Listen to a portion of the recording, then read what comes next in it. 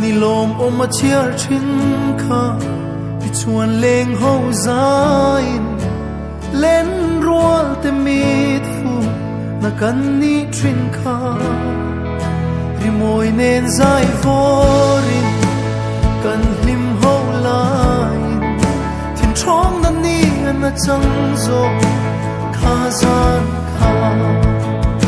pi chuan lung lengin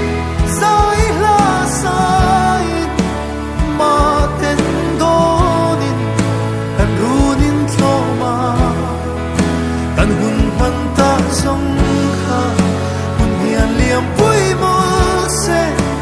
liam pui nge ato chu na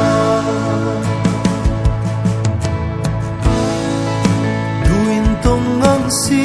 khan ti hian to mai mo I chun le zua tu thu song ka sam kim lo nge thiên lung in zom si hian par vul lai thiak zo ka chan tu rengan mo ka chan lo